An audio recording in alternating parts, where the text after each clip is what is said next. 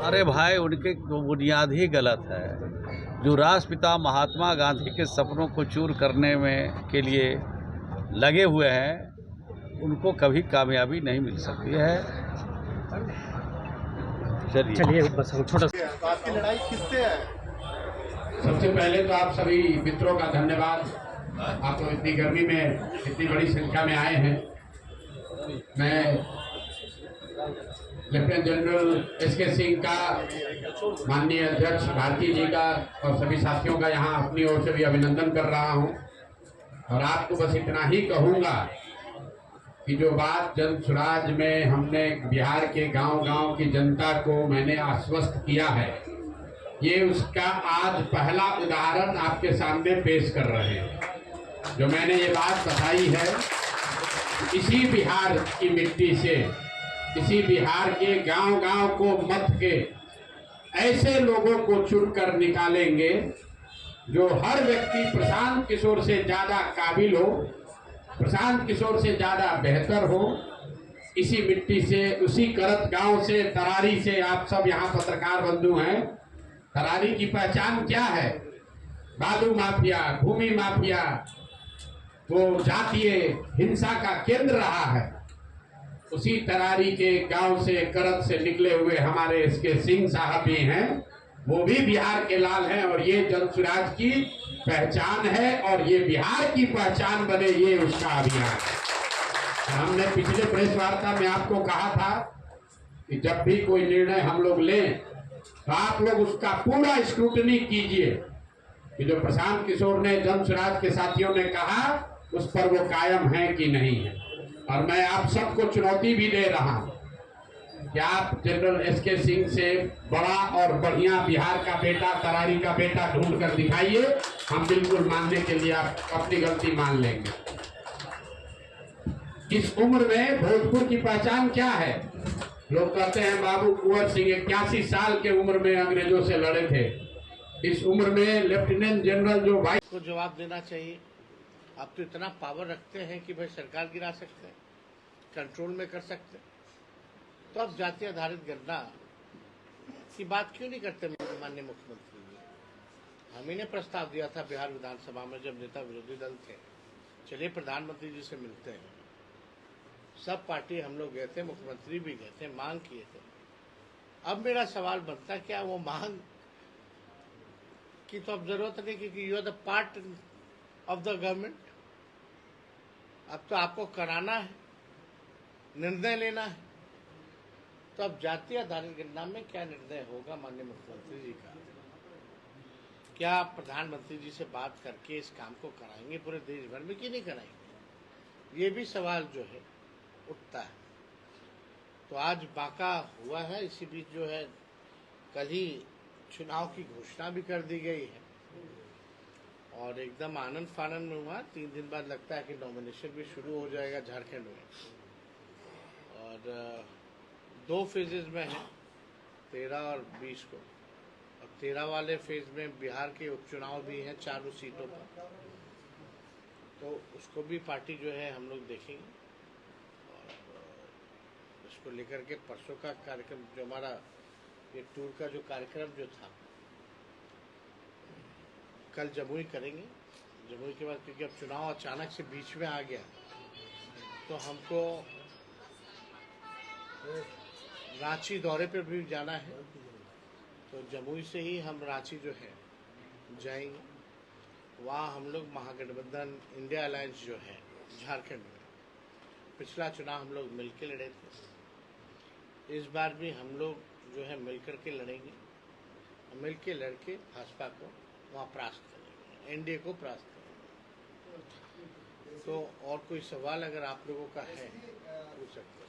ये जिस तरीके से आपने चिंता जाहिर की मुख्यमंत्री नीतीश कुमार जी के स्वास्थ्य को, आपको नहीं लगता है कि एक तरीके से मौन हो गया, हर चीजों को भी समझकर, जानकर, अगर आप एक चीज आपको अद्भुत नहीं लगता? हजारों करोड़ की योजनाओं की शुरुआत होती है, एक कमरे में बंद कर दिया जाता है, 5 मिनट में सारा कार्यक्रम खत्म कर दिया जाता है, मुख्यमंत्री बिना बोले निकल जाते हैं। ये पाबंदी किसने लगाई है? मुख्यमंत्री is the leader of the state, सबसे बड़े ओहदे पे है। हजारों करोड़ की अगर कोई योजना हो रही है या कोई काम हो रहा है तो राज्य की जनता उनसे सुनना चाहती है कि क्या हो रहा है, बिना बोले निकल जाना। कौन से इशू पे माननीय मुख्यमंत्री जी ने बोला, आप बता दो। चाहे पार्लियामेंट में वक्फ बोर्ड का जो बिल लाया गया उस पे चुप्पी, लेटरल एंट्री पे चुप्पी, बिहार के विशेष राज्य के दर्जे को लेकर के चुप्पी, विशेष पैकेज को लेकर के चुप्पी। अभी जो बाढ़ आया, क्या विशेष पैकेज मिला आपको पता है? केंद्र सरकार से कुछ मिला क्या? लेकिन 7-8 में जब कोसी में बाढ़ आया था, लालू जी रेल मंत्री थे, उस समय सोनिया जी आए, मनमोहन सिंह आए।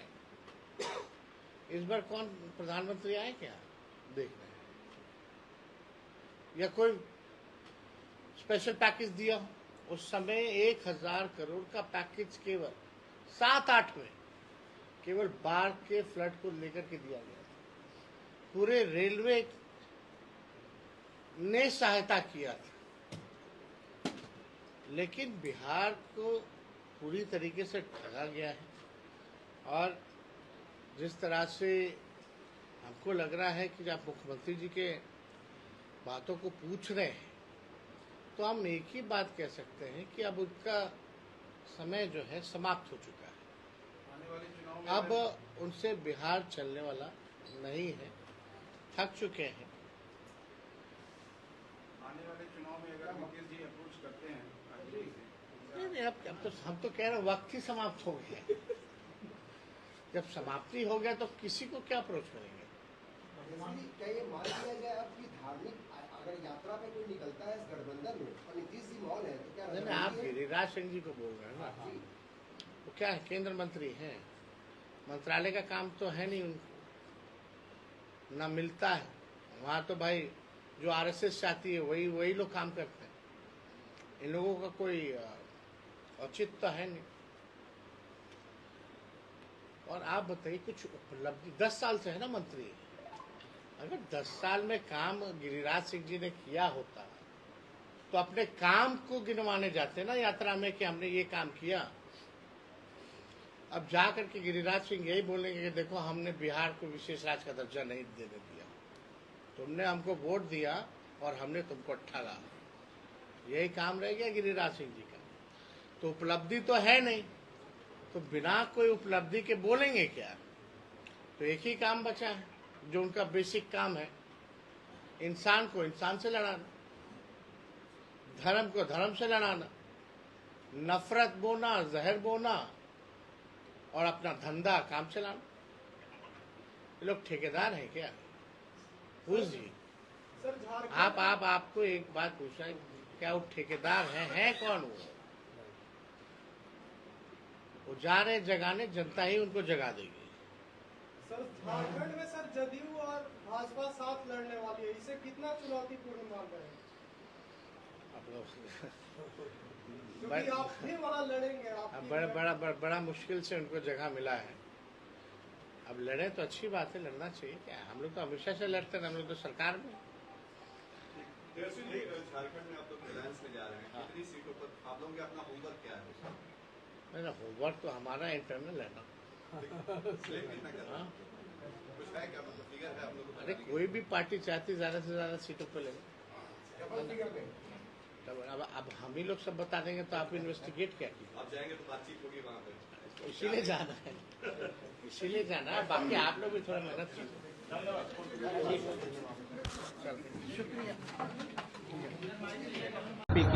दुकानदारी उनकी बंद होने वाली है। यही 25 तक के जो दुकानदारी कर लेना है वो कर लें। आप लोग जानते हैं कि आधा से अधिक पार्टी के गोद में जाकर उन्होंने खेल चुके हैं। तो अब राजनीतिक करियर क्या बनाएंगे? उनका व्यापारी है, व्यापारी का काम कर रहे हैं।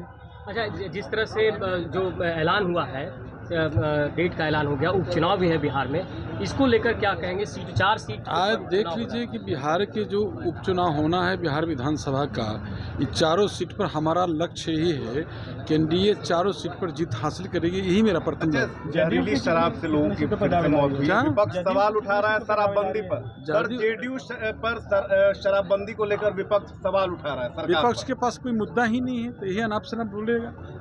कोई मुद्दा हो तब तो हमारे नेता दिन रात काम करने में विश्वास करते, दिन रात काम करते रहते हैं। तो विपक्ष के मुद्दे को लेकर जब चलते हैं तो याद करिएगा जब उस समय का तो रोम रोम कांप जाएगा।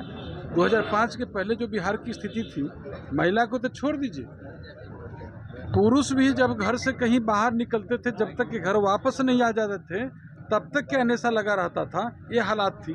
और वो जंगल राज को लोग याद करना नहीं चाहता है। बिहार की जनता सब कुछ समझती है, खेल उनका खत्म हो गया है। आरजेडी वाले लोगों का पूरे दुकानदारी बंद होने वाला, पार्टी ही समाप्त होने वाली। तेजस्वी यादव यात्रा पर निकले हुए हैं, कह रहे हैं तेजस्वी जी की यात्रा से कोई प्रभाव पड़ने वाला नहीं। तेजस्वी जी इसके पहले भी, आप लोकसभा चुनाव के पहले भी बिहार का दौरा कर चुके हैं और कह रहे थे, जो आदमी कह रहे थे कि हमारी पार्टी समाप्त हो जाएगी, हमारी पार्टी जीरो पर हो जाएगी, हमारे नेता के बारे में बोलते थे, क्या हुआ? 4 सीट पर, 4 सीट पर देख लीजिए। वो सब जो है, जहाँ भी इस तरह का हमारे सरकार जो है संवेदनशील रहती है। जहाँ शराब का कोई मामला है, कोई ऐसा लोग जो करता है, गलत काम करने वाला है, सरकार संवेदनशील रहती है, प्रशासन देख रही है, कार्रवाई की जाएगी। और जो विपक्षी नेता, तो विपक्ष को जो है, विपक्ष के नेता को कोई सामाजिक सरोकार से, जो उनके ये जनता के मुद्दों से कोई उनका लेना देना नहीं है। सिर्फ जनता को भटकाने का काम करना है और जनता राजनीतिक लाभ लेना चाहते हैं, वो जनता उनको सबक सिखाए। उपचुनाव में सर क्या कुछ पार्टी की तैयारी, और प्रशांत किशोर ने तो आज अपने उम्मीदवारों को भी उतार दिया, तो नई जो पार्टी है उसका आना कितना चुनौतीपूर्ण है? देखिए, सभी पॉलिटिकल पार्टी, इलेक्शन कमीशन ने जो चुनाव की तिथि जारी की है उसके हिसाब से सभी पॉलिटिकल पार्टी अपने उम्मीदवार खड़ा करेंगे और हमारा जो एनडीए है वो भी उम्मीदवार खड़ा करेगा। एनडीए में बातचीत चल रही है, कौन कहाँ से कौन सीट पर के लड़ेगा, उसकी तैयारी और उसकी घोषणा बहुत जल्द ही होगी। जहाँ तक एक पार्टी का आपने नाम लिया, उस पार्टी का तो बुनियाद ही गलत हुआ है बिहार देश में। जिस पार्टी का जन्म महात्मा गांधी के जन्मदिवस पर हो और राष्ट्रपिता महात्मा के सपनों को, उनके आदर्शों को, उनकी नीतियों को चकनाचूर करे, तो वैसी पार्टी के बारे में राज्य की जनता जरूर विचार करेगी कि राष्ट्रपिता महात्मा गांधी ने कहा कि एक क्षण के लिए अगर मुझे तानाशाह बनना पड़े तो सबसे पहले शराब को बंद करेंगे। और उस पार्टी के नेता ने स्थापना दिवस में ही अपनी घोषणा में कहा कि 2 घंटे में हम शराब बंद खोल देंगे। तो आप सोच सकते हैं कि जिस दिन उस पार्टी का जन्म होता है, राष्ट्रपिता महात्मा गांधी के सपनों को चूर करने की कोशिश की जाती है, तो बिहार की जनता बहुत सजग है, देश की जनता बहुत सजग है। ऐसे लोगों को कभी मौका नहीं। सर, लेकिन शराबबंदी के बावजूद सर सिवान और छपरा में लोगों की मौत हुई है, सर क्या कहेंगे? जहर अगर कोई पिएंगे तो उसके परिणाम अच्छे नहीं होते। इसके बारे में सरकार बिल्कुल प्रचारित कर चुकी है, प्रसारित कर चुकी है कि शराब पीना स्वास्थ्य के लिए भी हानिकारक है। बिहार में शराबबंदी है, शराब नहीं पीना चाहिए। और जो शराब से जुड़े हुए कारोबार करते थे, ताड़ी बेच के ज़िंदगी बसर करते थे, उनके लिए नीतीश कुमार जी ने ग्रामीण विकास विभाग के माध्यम से सतत जीविकोपार्जन चल रहा है। 2,01,000 से ज़्यादा लोगों को अभी सतत जीविकोपार्जन में हमने जोड़ा है और उनको वैकल्पिक रोजगार के लिए हमने 2 लाख रुपया तक उनको आर्थिक सहायता राज्य के खजाने से दिया है। उनको टेक्निकल सपोर्ट भी देते हैं, बैंकों से भी पैसा दिलाते हैं। तो जो गरीब लोग हैं, जो शराब से जुड़े हुए थे, उनकी ज़िंदगी में नयापन लाने के लिए सरकार ने उनके रोज़गार की चिंता की है। और ऐसी जो छिटपुट घटना हो रही है वो दुखद है। और जो लोग इस घटना में लिप्त हैं किसी भी कीमत पर बिहार में सर बचने वाला तेजस्वी यात्रा पर निकले हैं, बहुत सारे उन्होंने दावे भी किए हैं, सीएम साहब पर भी निशाना साधा है, क्या कहेंगे? अरे भाई सीएम साहब पर तो निशाना सब लोग साधता रहता है और सीएम साहब 19 बरस से वहीं पर है और सीएम साहब के इर्द गिर्द ही लोग निशानाबाज लोग घूमते रहते हैं। जब इनकी बात को पसंद करते हैं तो इधर आ जाते हैं, इनकी बात अच्छा नहीं लगता है तो उधर चले जाते हैं, उधर वाले इधर, इधर वाले उधर आते रहते हैं। तो नीतीश कुमार जी पर हमेशा निशाना चलता रहता है, लेकिन नीतीश कुमार जी बिहार के हित के लिए, बिहार की तरक्की के लिए, बिहार में अमन के लिए, शांति के लिए जो काम किया है, बिहार की जनता उनके पक्ष में चट्टान की तरह खड़ी है। झारखंड चुनाव पर क्या कहेंगे सर, किस तरह से पार्टी की तैयारी है? झारखंड में हम लोग एनडीए के साथ चुनाव लड़ेंगे, सीटों का बंटवारा चल रहा है, हमारे वरीय नेता लोग बातचीत कर रहे हैं और बहुत जल्द ही खुलासा करेंगे।